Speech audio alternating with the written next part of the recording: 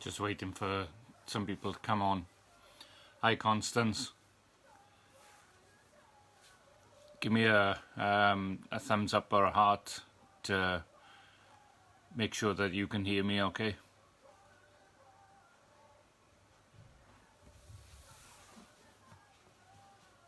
Good morning. How are you? It's very strange to be talking to you in the morning. I'm more used to talking to you in the evening. Brilliant stuff. Thank you.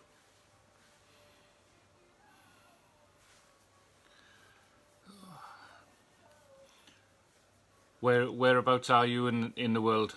I'm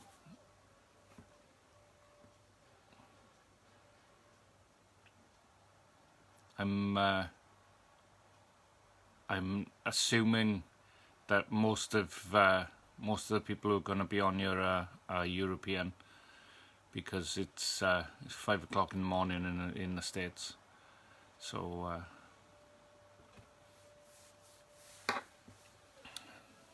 we'll just wait a minute or so for people to pop on. 6 a.m. in South Carolina. Wow. That's a good time to be up in the morning. Wow. That's crazy.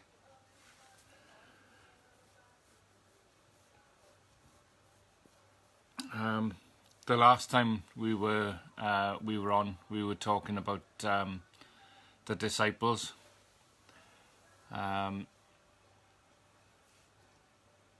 It's and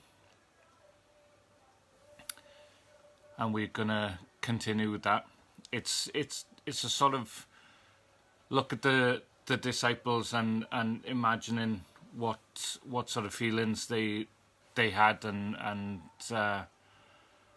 what's going on with them. Mainly looking through the book of Luke, but dipping in and out of the other books. And the last time that we were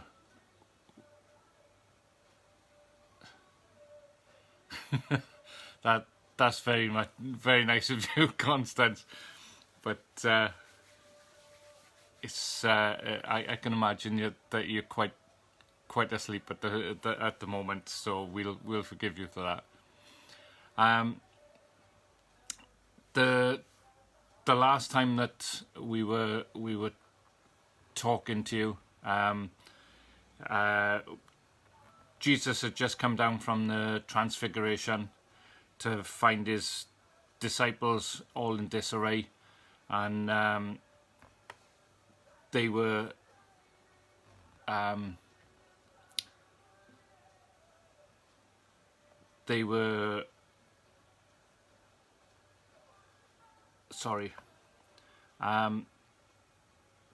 in disarray because they weren't able to rid the man's son of his demons, and Jesus calls them out for their lack of belief. If you remember, they've just come back off a missions trip, and Jesus wonders out loud how long he has to be with them before they have the confidence to do this stuff on their own. And you're the disciples squabbling and bickering, and 3 of them had gone up to the mountain with Jesus and seen the Transfiguration, and they weren't allowed to say anything to the other disciples. So that's roughly where we were. After this, Jesus appoints 72 other people to go out into the towns and villages to prepare for his arrival. And I'm assuming that this was a rolling thing. They would go on to the villages just before Jesus would arrive, and prepare the people for his arrival. Much the same as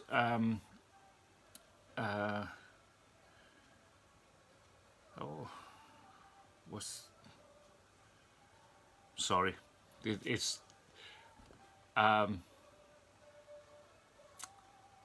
much the same as the big preachers these days do. They have people working in towns and villages preparing the way. So Jesus has appointed 72 others to go into the towns and villages to prepare for the arrival. At this point, Jesus's travelling band would have been well in excess of 150 people, because you had the 72 that he had just allocated. You had the 12, and on top of that, you had the women who were preparing and going forward with him. So there were quite a bunch of people who were moving around with Jesus, and Jesus wouldn't have just appointed anybody to go in and prepare the way. He wanted to know that they were loyal and loyal to the cause, and that they knew his message. So these had been people who were who had been with him for quite some time. So we get this idea that there's quite a bunch of people wandering around with Jesus. And the 72 returned to him after he had sent them out.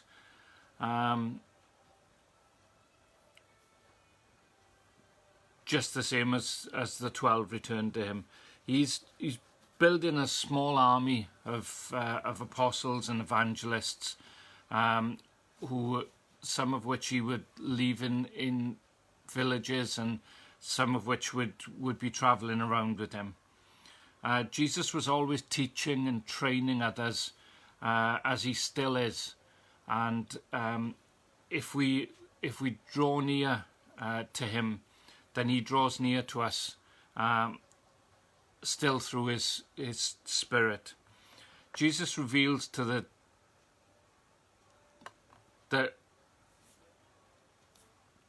what the disciples see and are witnessing to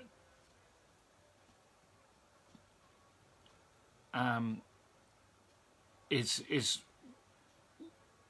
what many have wanted to see.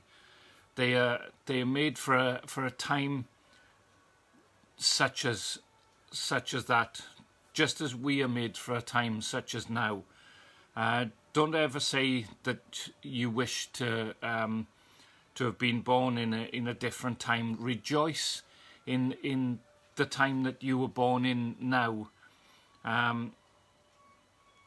You were born at exactly the right time and in exactly the right place and to exactly the right parents, so that you can influence the people who you know. You were born for a time such as this. You were born exactly at the right time in creation, and that's something which I firmly believe in. We're all born at exactly the right time. We are born specifically for a time such as this. We are born to go through this COVID-19. We are born to expand God's world and introduce new people to God's love. With the parable of the Good Samaritan, Jesus was telling his disciples, sort of like Queen Esther, yeah, exactly like Queen Esther. She was born specifically for a time such as this, and you may not realize what influences you have. Queen Esther didn't realize what sort of influence she would have when she was born. And I know we're going off the subject a little bit, but when she was born and her uncle took her in, there was no way that she would imagine that she would be the savior of a nation, which effectively she was. And there was no way that she would imagine that she would be the king's bride. But all of these things took place, and if Esther hadn't been born, there wouldn't have been anybody in that place. And exactly the same way, if you hadn't been born, there wouldn't be, you wouldn't be in the right place at the right time to say the things that you do and to act the way that you do and to be Jesus to other people. So we've got to enjoy and celebrate the fact that we are born in exactly the right time. Christ has kept us for a time such as this, and we need to revel in that fact. With the parable of the Good Samaritan, Jesus was telling his disciples and the teacher of the law that human resentments and feuds don't matter to God. God shows mercy and love to all men, even those whom we are taught to hate, and we should do likewise. We should never look down on others. We should treat all men as equal. And it's a popular theme around here with the churches in the area. One church won't work with another church because of some feud that's gone on for donkey's years, and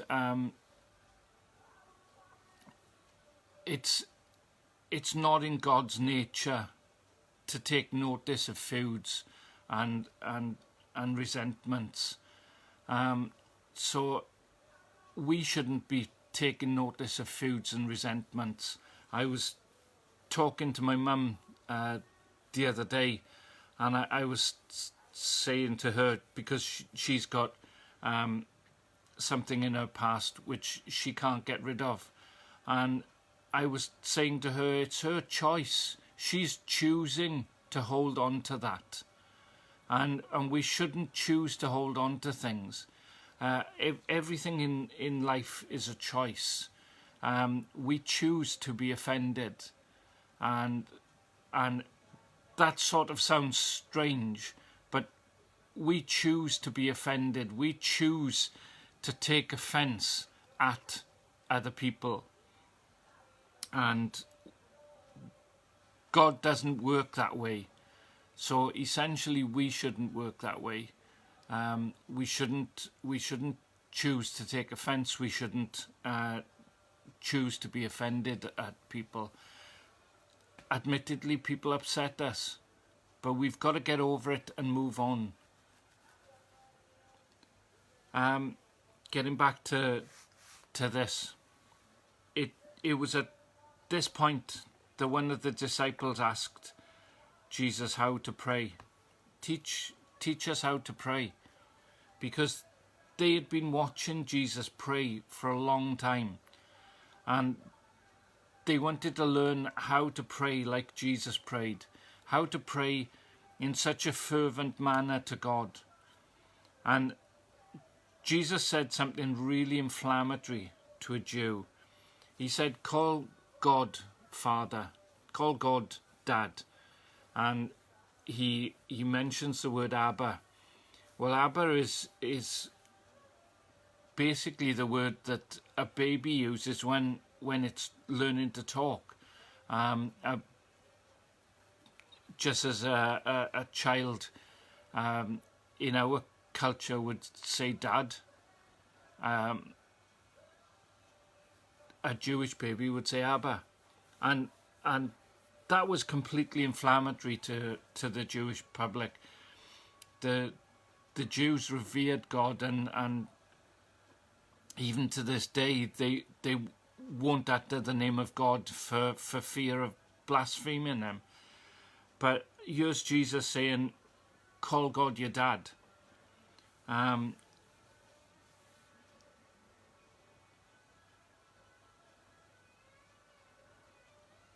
He's saying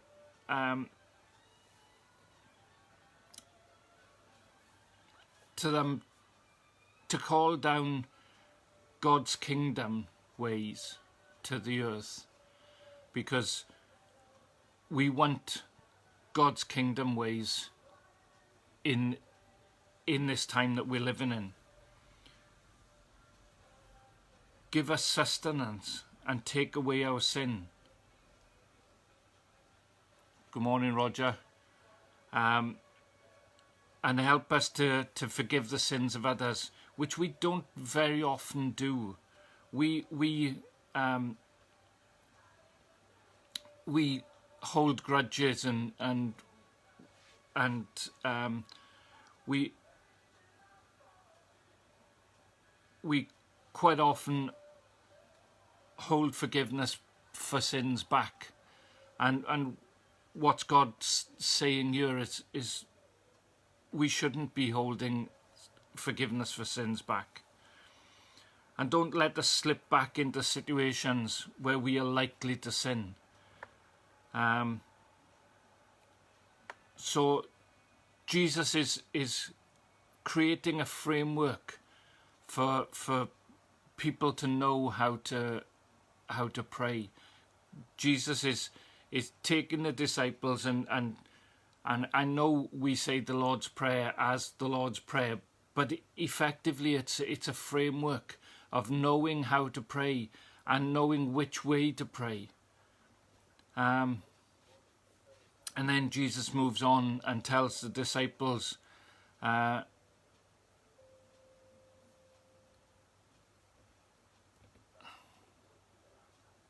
all who ask my Father will receive. Jesus is saying here to them that what he has done in asking his Father for help in healing, casting out demons, raising from the dead, all this comes from his Father, who has the power to grant these things.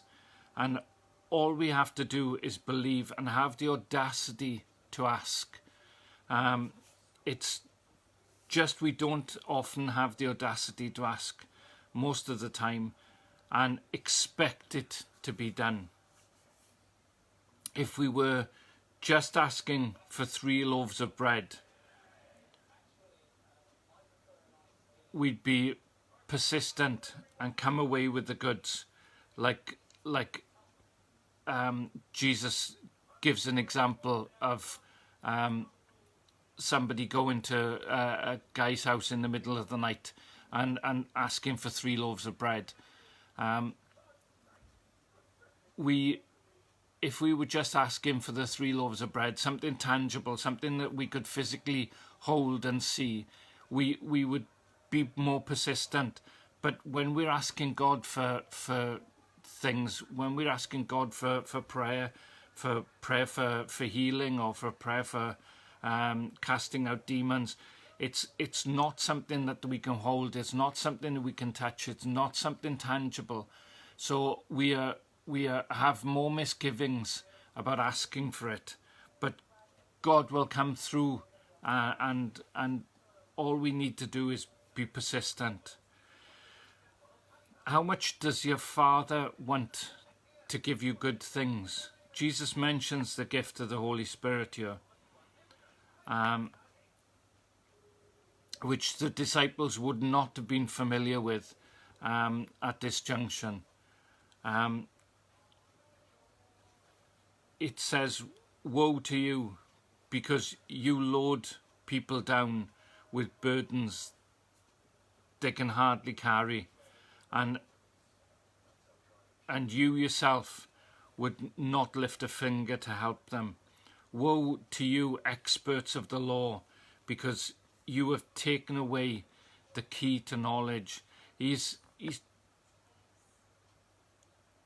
talking here to the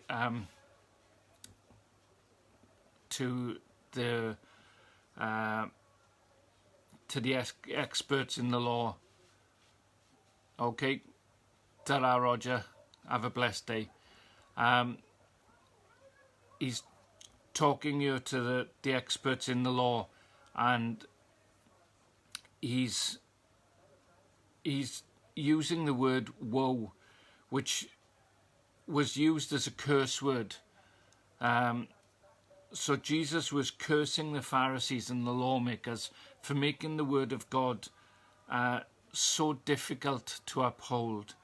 And the disciples were there to hear this and see all this going on. They were very well aware of what Jesus had done. And so their guard must have been up at that moment. And now Jesus goes into overdrive. For these couple of months, he tells about his fate and warns them time and time again about God who they serve. Do not be afraid of those who kill your body and after they can do no more. But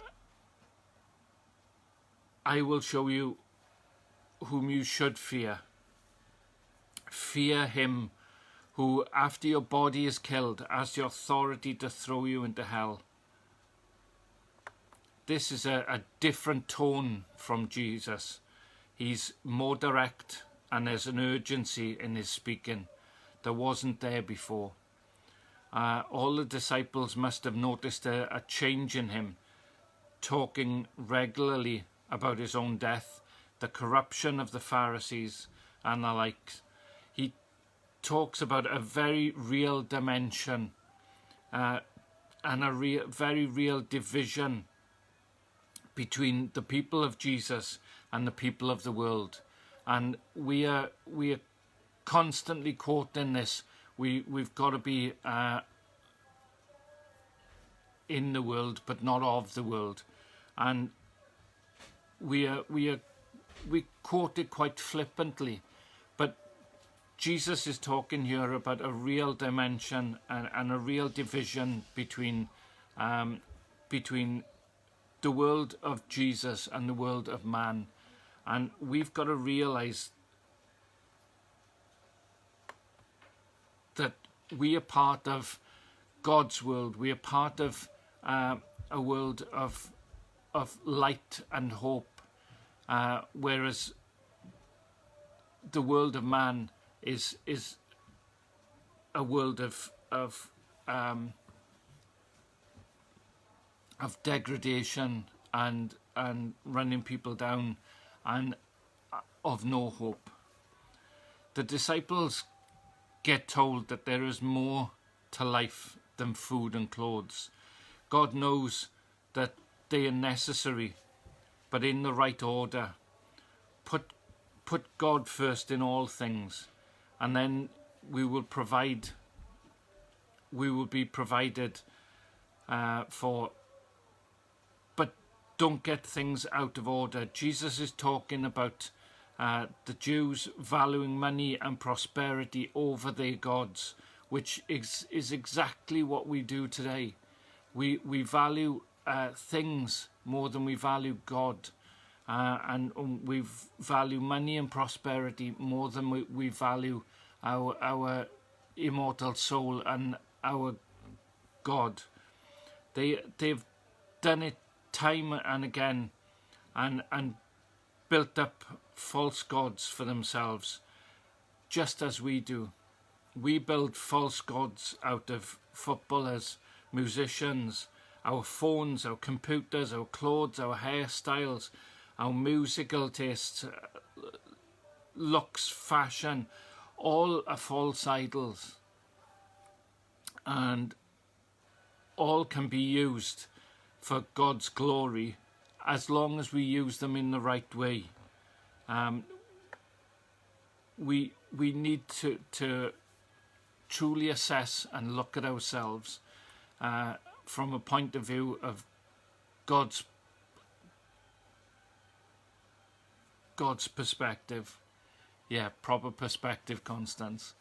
And it's a matter of, we need to actively sit down and look at ourselves and decide what are our priorities. And our priority above everything should be God, above literally everything, above our family, our friends, our loved ones.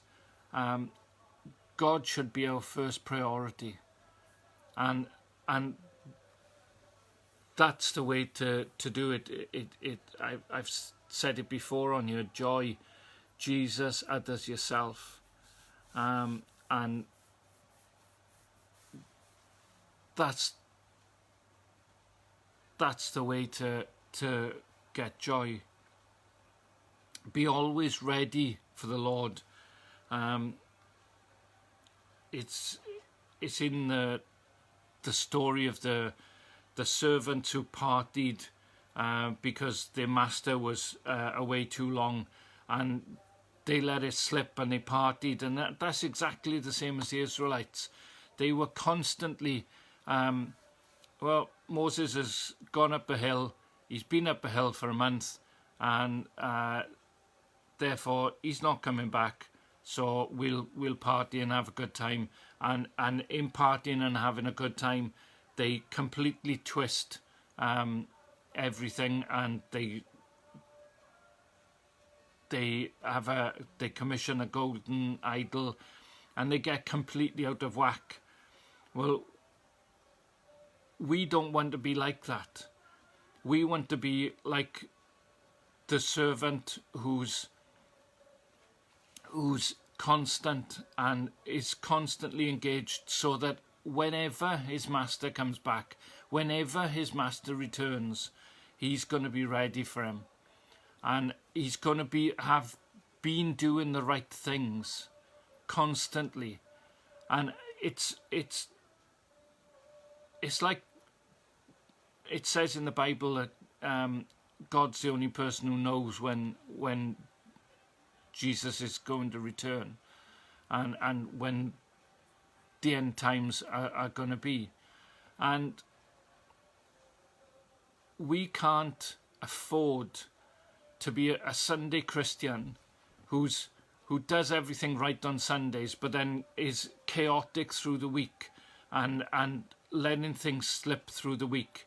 We need to be a constant Christian, not only for the fact of God may come back at any time, but we've got to be constant Christian for people who are looking at us and looking to us for an example. We need to be a constant Christian, constantly doing the right things, constantly putting God first, constantly seeing God in other people, even when those other people may affect us and hurt us. We've got to see God in them. Peter isn't sure who this parable is for. Is it for all of us? He asks. And then Jesus asks, do you think I came to bring peace? And it was a sort of rhetorical question. I didn't come for that. I've come to baptize and to go through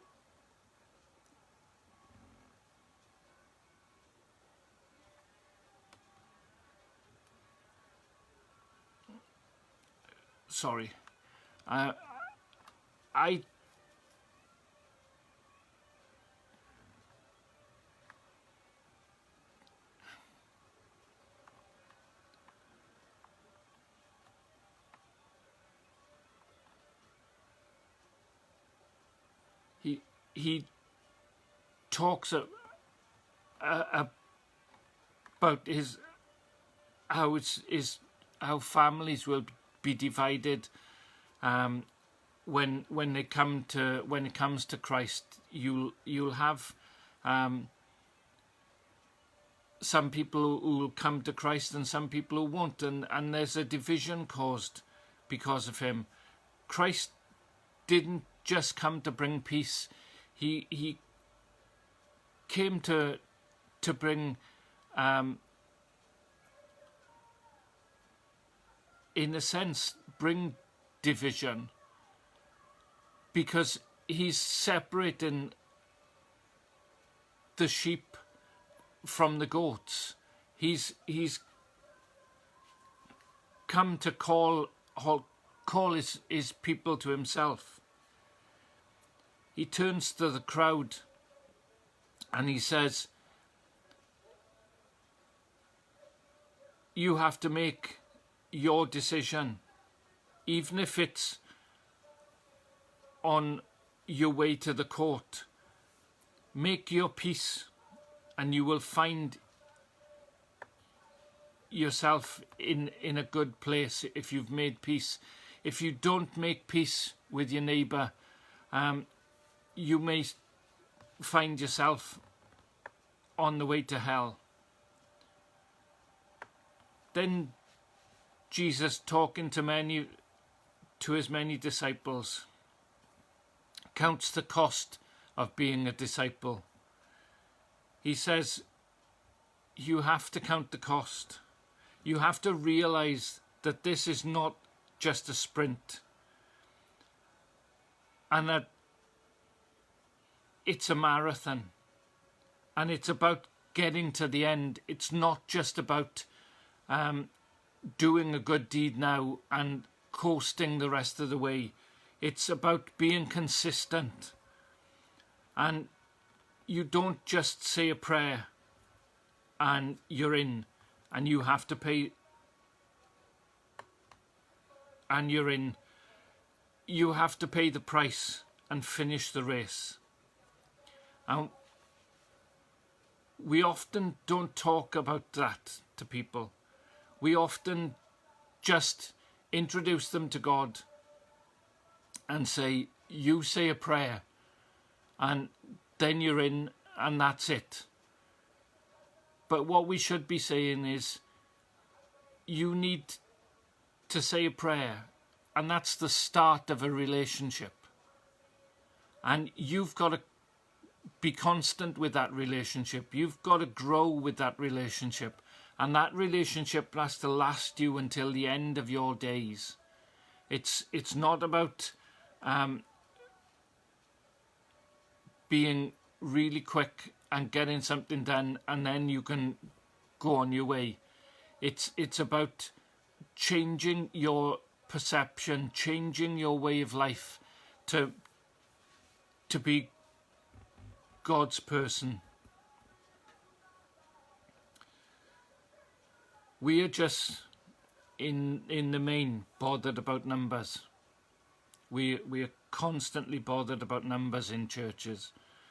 It's a matter of there's another notch on my belt, another one into the kingdom. Well, it's not another one into the kingdom if we don't disciple and teach these people how to be a Christian. We are constantly messing up because we're constantly letting as many go out of the net as we're pulling in. And it doesn't matter how many people you've got in your church. It's a matter of how many people you can keep in your church. And discipling the people will keep them in your church. It's not just a matter of pulling them in. It's a matter of discipling them and coming alongside them and sticking with them. Even if it's just the one or the two. And I know from our point of view with Sanctuary in Neath and Swansea, it's a matter of you've got to come alongside these people and disciple them and walk the walk with them and talk the talk with them and not just say, here you are, here's the Bible, go away and read it. But it's a matter of sitting down, explaining things, and explaining things to them in a fashion that they will understand. There's no use just spouting a sermon and leaving that to be the one and only bit of teaching they have in the week. It's a matter of, you've got to be there for them when they are reading the Bible. If there's something that they don't understand, they've got to be able to contact you. And admittedly, they may contact you at the wrong time. Well, you've just got to say, it's the wrong time, I'll phone you back, and then phone them back. But you've got to be there to disciple people. It's establishing a relationship with people and really pushing through and teaching people how to have a relationship with Christ. And this is the thing that frustrates me most about churches. They're bothered about numbers. They're bothered about getting people in through the door, but they're not so bothered about keeping the people. It's like a very weird race where you have somebody dipping in and then dipping back out because nobody sat down beside them, or nobody's Irish male, nobody's coming alongside them to help them through their journey. And we should all be helping somebody through their journey. We shouldn't be walking this walk on our own. We should all be looking to help somebody or be helped by somebody on this journey. And it's a matter of establishing that relationship with people, cultivating a friendship which grows steadily and grows into a deep fondness and eventually love, until you're inseparable, and your friendship lasts the test of time, and that's what the early church did. They fostered friendships. I'm not saying that everybody got on with everybody, but find somebody who you can get on with and foster a friendship and let that friendship grow. And when friendships grow in church, people are less likely to leave the church then, because they've got a friend there, they've got somebody who they can confide in, they've got somebody who's growing with them, and that's all that we need to do. This is real training for the disciples. Jesus said to them, we are going up to Jerusalem, and everything is written by the prophets about the Son of Man will be fulfilled. Everything that is written by the prophets about the Son of Man will be fulfilled. He will be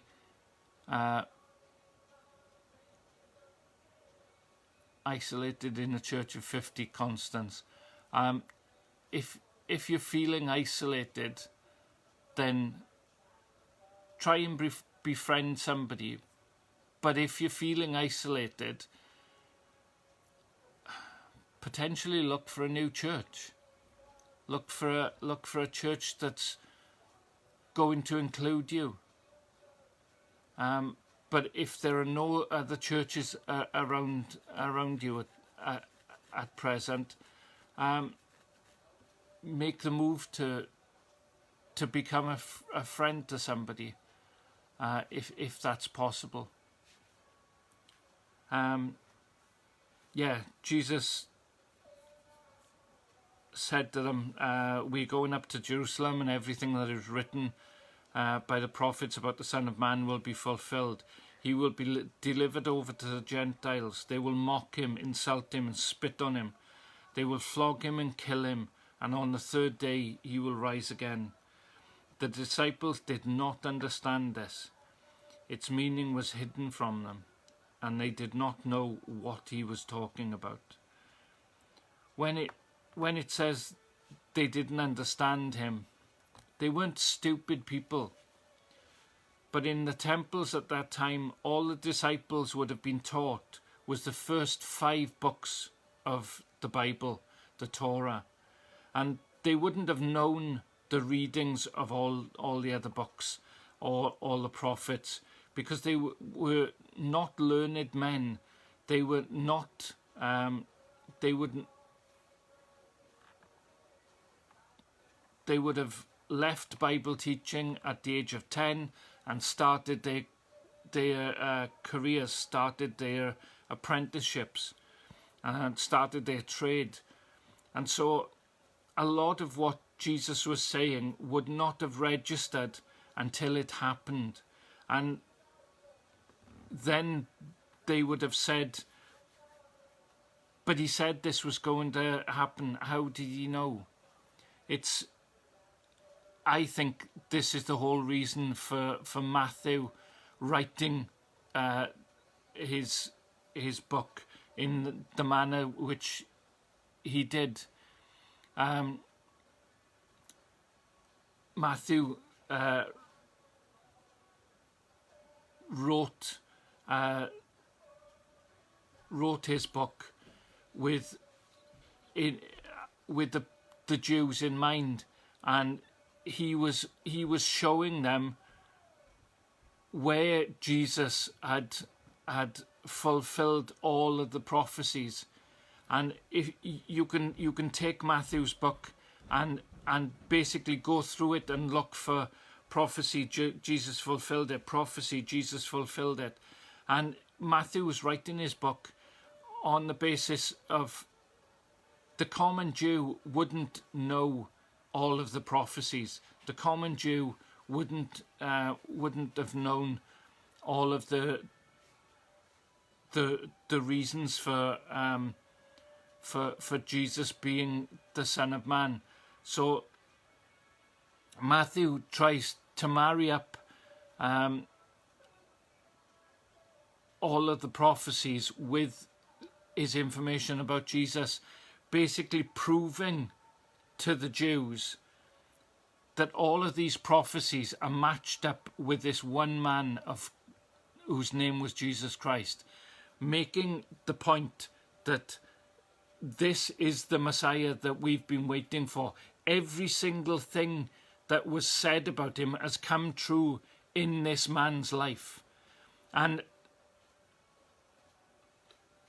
a lot would have been known by Jesus, but there was a lot of stuff that wasn't known about Jesus at the time. The fact that Jesus was born in the city of David wouldn't have been known at the time, because he was seen as a Nazarite. But it's little things like that that Matthew brings to the forefront and puts in such a way that the Jews, on reading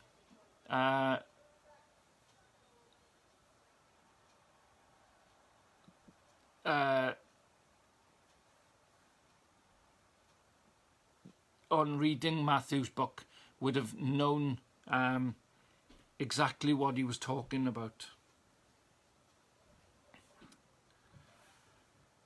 The next time we encounter the disciples, we see 2 of them going down to a village to get a colt. They must have gone at this point expecting exactly what Jesus had said to happen. They were getting used to him prophesying things happening and them happening. We see once they have put Jesus on the colt, the crowd of disciples there are now enough disciples to make a crowd. So that's a lot of people. We know that there were at least 100 to 150, but to create a crowd, there must have been much more than that.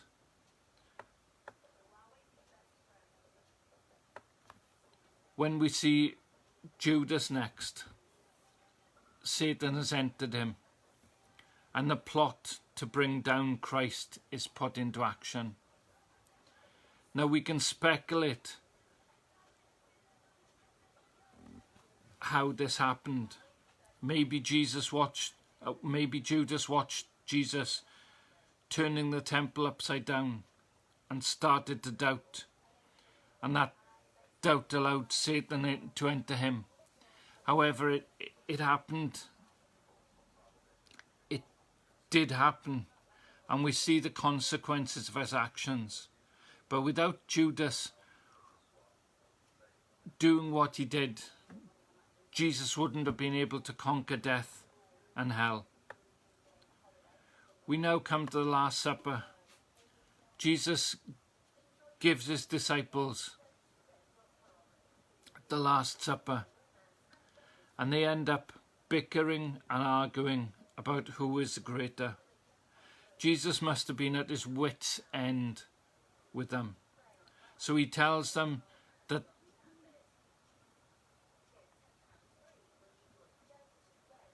they are not like the world. They are to be servants. And Jesus is still teaching them to be humble. And at this point, he washes their feet, teaching them to be humble, putting himself in the position of a servant, and teaching them that is what they need to be. And then he turns to Peter and says, Satan has asked to sift you. And this would have been a reference to Satan going to God and asking to be allowed to test Lot. Satan can do anything in this world, can't do anything in this world without getting permission to do so. Jesus says to Peter, when you have turned back, strengthen your brothers. So Jesus knew full well what was going to happen to Peter. He knew that Peter was going to deny him, but he also knew that he was going to turn back. And he left it with Peter to strengthen his brothers, strengthen the people around him. Peter is not just the rock on which Christ builds his church, but he's the rock within the disciples. He's the constant that keeps the disciples together. We see in a little while when Jesus leaves the disciples at the ascension, it's Peter that takes on the mantle of main man. It's Peter that takes on the mantle of organising the prayers, and it's Peter who then goes out into the crowd and speaks. So Jesus knew what was in Peter, and quite often we will know what's in people, and it's a matter of bringing it out. I know from a point of view of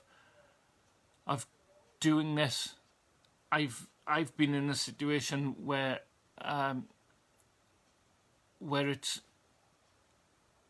had to bring out what's in somebody. And there was a young lady in our worship team, and she played the bass guitar. And she played the bass guitar, and she would always face away from the congregation.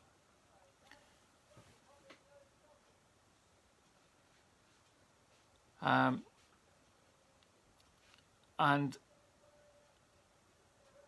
whenever I would look at her, I would see a leader. And we had a band meeting once, and I told her that she was a leader. And she got up and walked out. And eventually we got her to turn around. And then eventually we moved her onto acoustic guitar. And we encouraged her to sing. And little bit by little bit, she came into her own.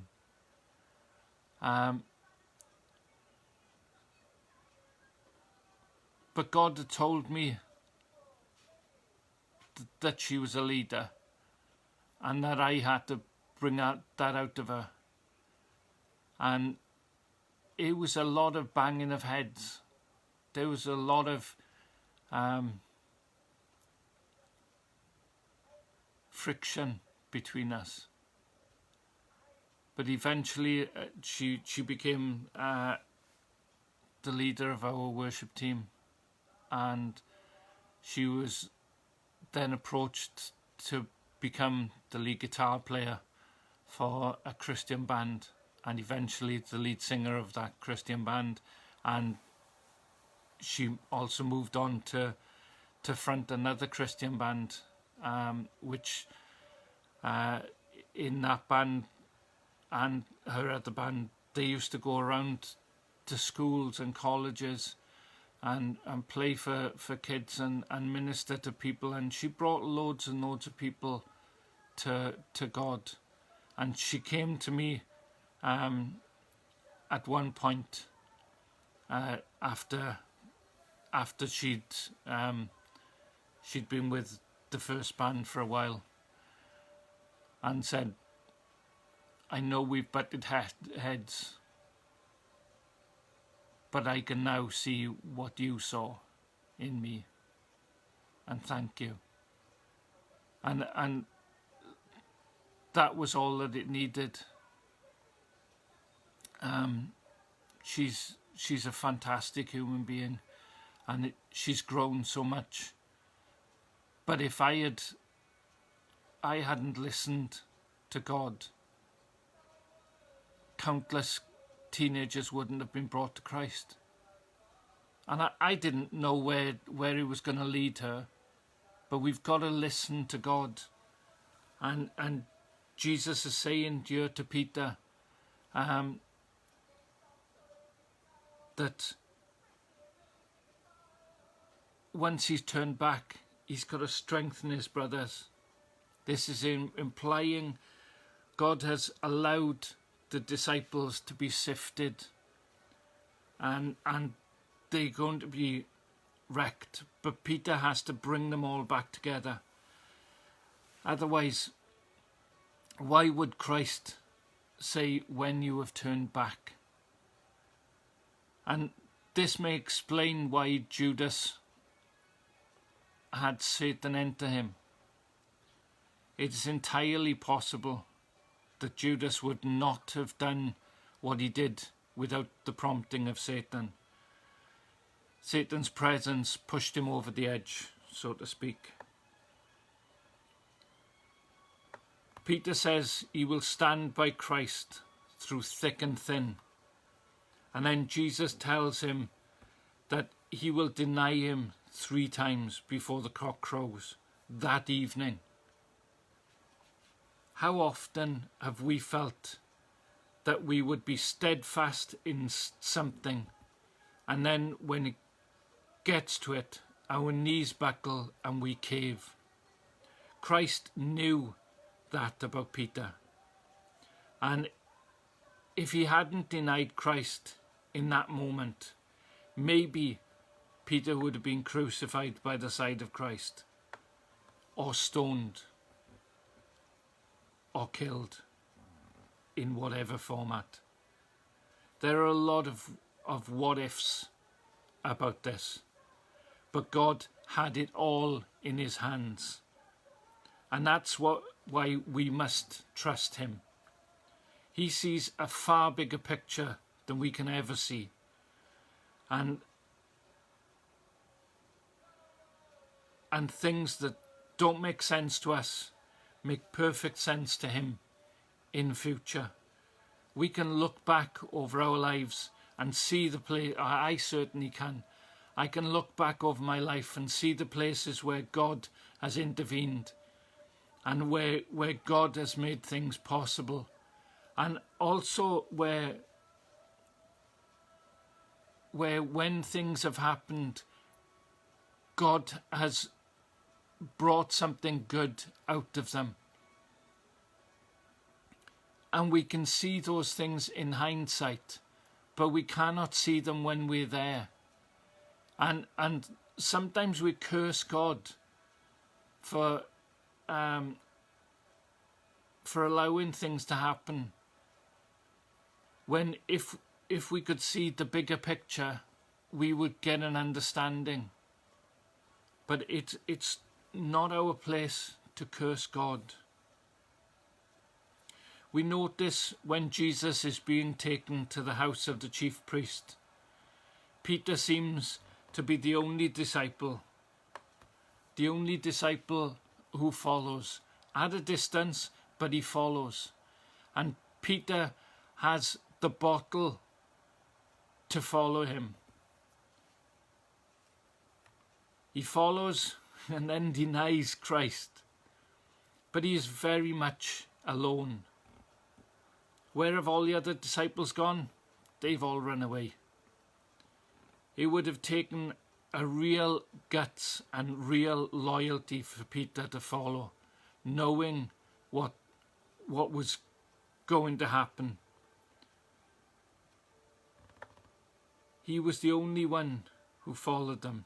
Not even John followed them. You can quite put yourself in Peter's shoes. He's alone, he's frightened, he's confused, he's lonely. And then some people start accusing him of being one of them, the followers of the man that they had just arrested. It's no wonder that Peter reacted like he did. Yet he had said only a couple of hours earlier he was willing to die for Christ. Wouldn't we all have reacted in the same way?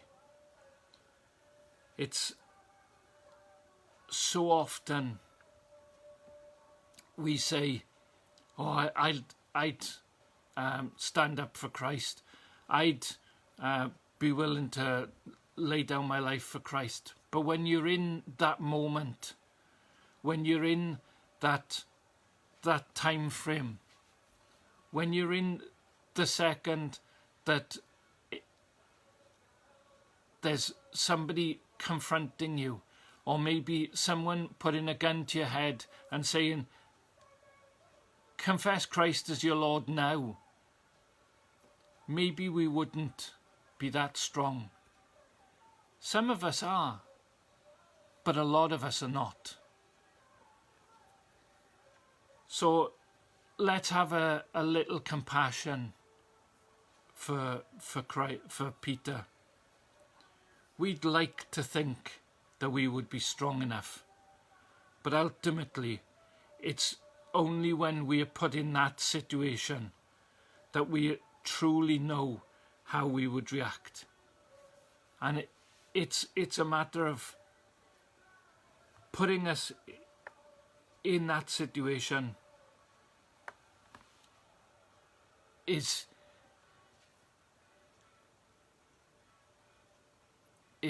a matter of following through.